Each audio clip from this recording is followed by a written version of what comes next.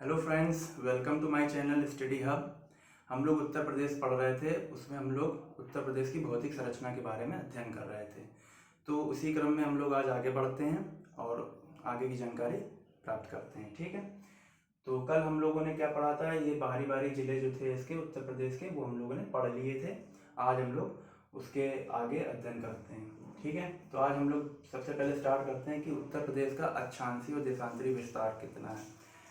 तो अक्षांश और देशांतर ये हमारे ग्रुप पर मेंशन होते हैं, है ना। तो देखिए, उत्तर प्रदेश के बारे में जानते हैं। उत्तर प्रदेश जो मेरा है, उत्तरी अक्षांश चलता है ना। उत्तरी और पूर्वी देशांतर इस तरीके से चलते हैं। उत्तरी अक्षांश और पूर्वी देशांतर चलते हैं, है ना। तो उत्तरी अक्षांश कितना है मेरा, 23 डिग्री 52 मिनट। 23 डिग्री 52 मिनट से 30 डिग्री 24 मिनट तक उत्तरी अक्षांश है। इसका मतलब ये है कि उत्तर की तरफ कितना इसका विस्तार हुआ है ना, डिग्री और मिनट में।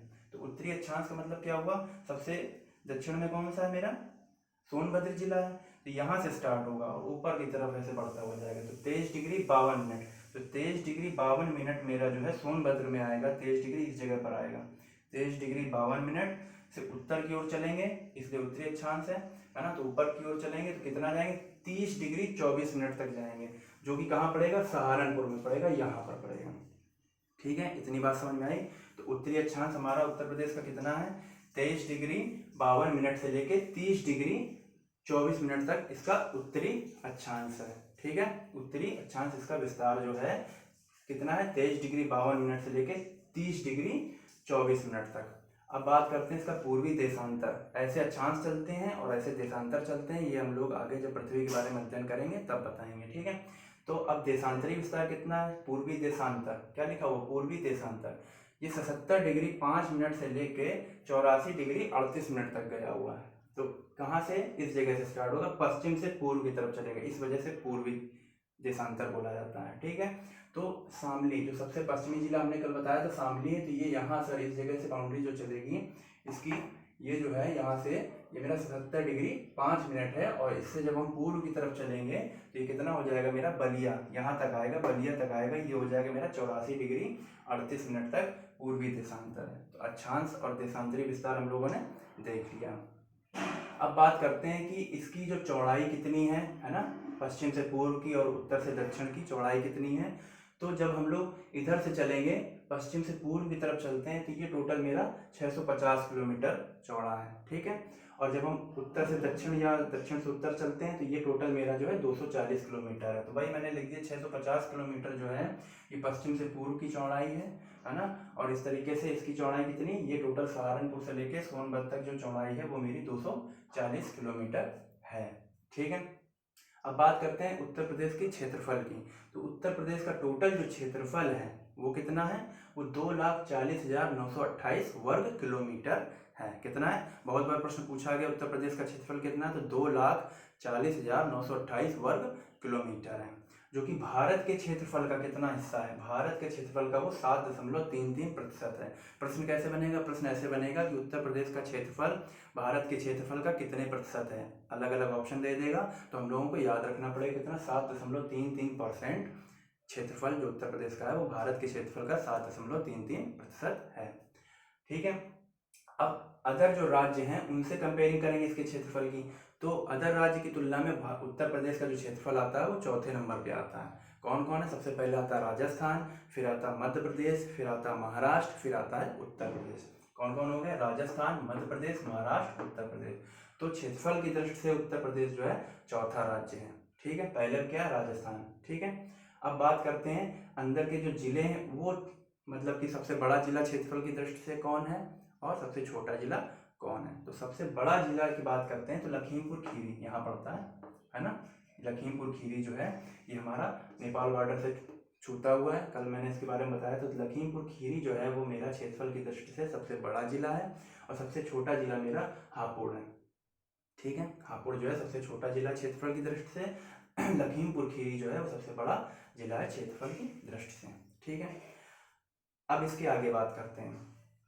जैसा कि हम लोग जानते थे, जब तक उत्तराखंड मेरा नहीं बना था, पहले ये पूरा उत्तर प्रदेश में आता है, तब तक हम लोग उत्तर प्रदेश को 3 भागों में बांटते थे। इसकी भौतिक संरचना जो थी 3 हिस्सों में थी। क्या क्या थी, उत्तर का पर्वतीय क्षेत्र, मध्य का मैदानी भाग और दक्षिण का पर्वतीय पठारी क्षेत्र। ठीक है, तो लेकिन क्या हुआ, 9 नवंबर 2000 को, सन 2000 को 9 नवंबर 2000 को उत्तर प्रदेश के 13 जिले अलग कर दिए गए और क्या एक नया राज्य बना दिया गया, उत्तराखंड एक नया राज्य बना दिया गया।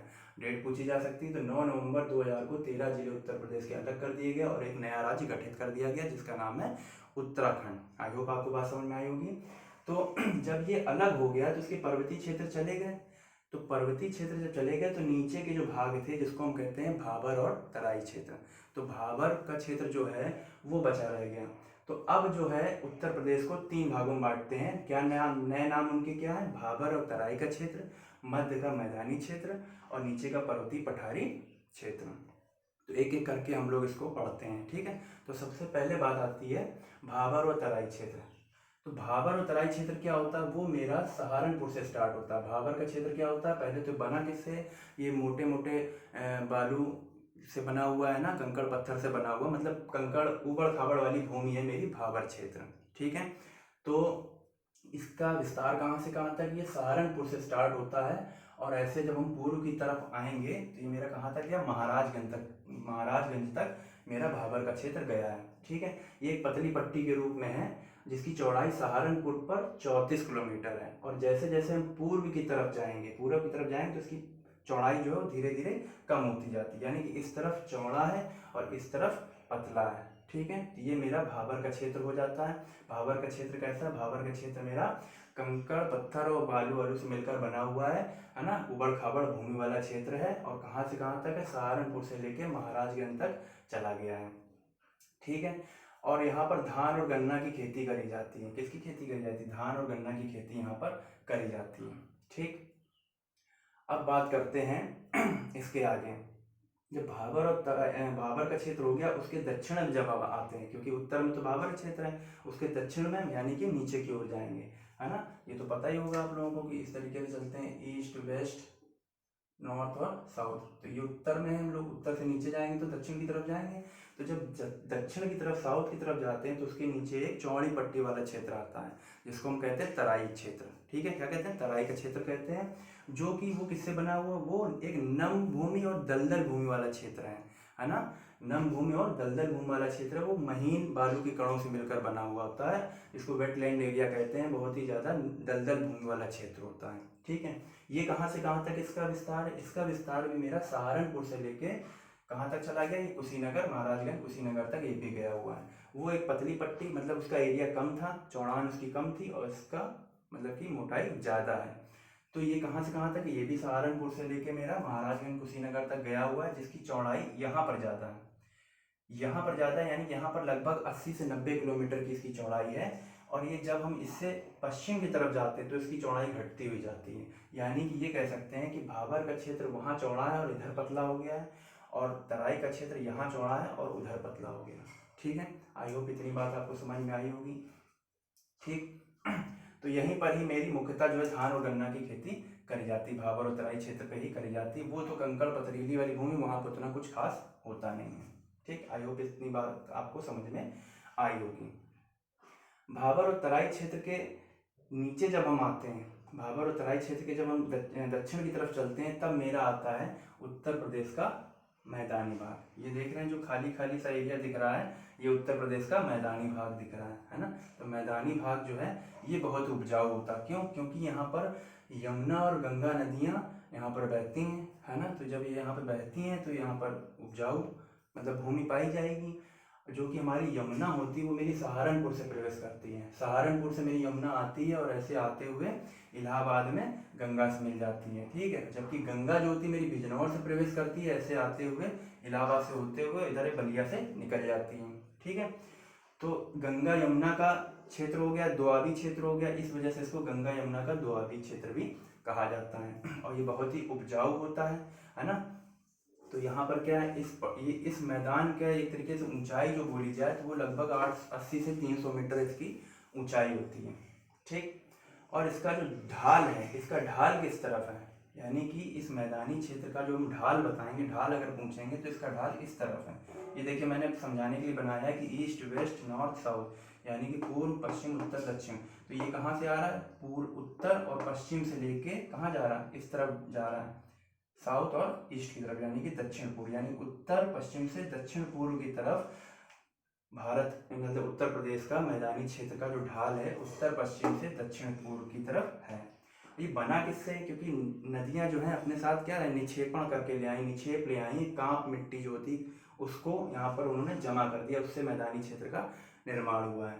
ठीक है, क्या हुआ है, कांप निक्षेपण हुआ यहाँ पर, जो मतलब कि अपने साथ जो बालू वो सब महीन मिट्टी सब लेके आई, वो जमा कर दी, समतल भूमि होती है ये मैदानी क्षेत्र, उसी को कहते हैं जो समतल एरिया होता है। तो नदियों के द्वारा लाए गए कांप के द्वारा यहाँ पर इसका निर्माण हुआ है। अब कांप दो प्रकार के होते हैं, एक होती है बांगर और एक होती है खादर। ठीक है, खादर और बांगर दो तरीके की होती हैं, इसको हम विस्तृत रूप में आगे पढ़ेंगे, है ना। एक नवीन होती है और एक मतलब पुरानी होती जाती है। ठीक है, बांगर और खादर। ठीक, ये हम आगे विस्तृत रूप में जब भारत का भूगोल पढ़ेंगे तो अच्छे से समझाएंगे। उससे इसका निर्माण हुआ है। ठीक है, और इसका ढाल किधर होता है, ढाल इसका उत्तर पश्चिम से दक्षिण पूर्व की तरफ इसका ढाल होता है। ठीक, तो खादर बांगर में क्या अंतर होता है, जो ऐसे पीछे जमा होती जाती मिट्टी, है ना, आगे जो होगी वो नवीन हो जाएगी, जो पीछे चली जाएगी वो प्राचीन हो जाएगी, इस तरीके से होता है। ठीक, तो अब इसका क्षेत्र का जो निर्धारण होता है वो कैसे होगा, क्योंकि हम जानते हैं कि सहारनपुर से यहाँ से मेरी यमुना नदी बह रही होती है ना, यमुना नदी ऐसे आती है और इलाहाबाद में आके ये गंगा से मिल जाती है। तो इसका पश्चिम जो होता है एरिया, पश्चिम क्षेत्र का निर्धारण यमुना नदी के द्वारा होता है। पूछा गया है क्वेश्चन कई बार कि उत्तर प्रदेश के मैदानी क्षेत्र का पश्चिमी निर्धारण कौन सी नदी करती है, तो यमुना नदी करती है। ठीक है, पूर्वी निर्धारण यहाँ से गंडक नदी आती है, गंडक नदी आती है महाराजगंज से प्रवेश करती है, कुशीनगर से निकल जाती है। तो पूर्वी निर्धारण, पूर्वी सीमा का निर्धारण करती है गंडक नदी, जबकि पश्चिमी सीमा का निर्धारण करती है यमुना नदी। ठीक है, ये तो हो गया। ऊपर हम जानते हैं कि ऊपर तराई क्षेत्र होता है और दक्षिण सीमा में कौन आ जाता है, नीचे बुंदेलखंड का पठार आ जाता है, यानी कि दक्षिण पर्वतीय क्षेत्र जो होता है इसका दक्षिण सीमा का निर्धारण करता है। तो आई होप आपको इतनी बात समझ में आई होगी कि भाबर क्षेत्र क्या होता है, तराई क्षेत्र क्या होता है, और मेरा ये मैदानी क्षेत्र क्या होता है। मैदानी क्षेत्र में किसकी खेती करी जाती है, गेहूं, धान और आलू की, मुख्यतः जो खेती करी जाती है गेहूं, धान और आलू की खेती करी जाती है मैदानी क्षेत्र में। ठीक, अब हम इसके बढ़ते हैं दक्षिण में, यानी कि अब हम आते हैं पर्वतीय पठारी क्षेत्र में आगे बढ़ते हैं। ठीक है, तो भाबर तराई हो गया, मैदानी क्षेत्र हो गया, और पर्वतीय पठारी क्षेत्र। तो जब हम नीचे आते हैं तो देखते हैं कि पर्वतीय पठारी क्षेत्र है, तो हमारा जो भारत जो है वो प्रायद्वीपीय हिस्सा था, प्रायद्वीपीय भारत का ही हिस्सा ही ये बुंदेलखंड का पठार बोला जाता है।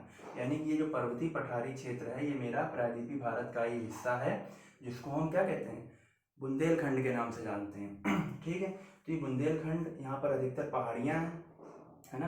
कितने जिलों से मिलकर बना हुआ है, ये टोटल 11 जिलों से मिलकर बना हुआ है ना। कितने जिलों से, 11 जिलों से। कौन कौन से, देखिए यहाँ से स्टार्ट करते हैं, ललितपुर, ललितपुर के बाद जालौन, जालौन के बाद झांसी, झांसी के बाद आ जाएंगे महोबा, महोबा के बाद हमीरपुर, बांदा, चित्रकूट, इलाहाबाद, मिर्जापुर, सोनभद्र और चंदौली। यहाँ तक ये पूरा बुंदेलखंड मेरा इस तरीके से आया हुआ है ना। चंदौली और ये मिर्जापुर, सोनभद्र का कुछ हिस्सा जो होता है ये बघेलखंड इधर होता है, बघेलखंड की तरफ भी पड़ता है। क्वेश्चन पूछा गया है कि कौन सा हिस्सा बघेलखंड बुंदेलखंड दोनों में आता है, तो इधर का हिस्सा जो होता है बुंदेलखंड बघेलखंड दोनों में आता है। ठीक, ये मेरा हो गया पर्वतीय पठारी क्षेत्र। इसमें क्या होता है कि यहाँ पर जो है, यहाँ की जो पहाड़ियाँ हैं, क्योंकि पहाड़ी क्षेत्र है, पहाड़ियाँ जो होती हैं इनकी औसत ऊंचाई 300 मीटर है ना। कुछ जगह पहाड़ियाँ इसकी 600-600 मीटर की हैं।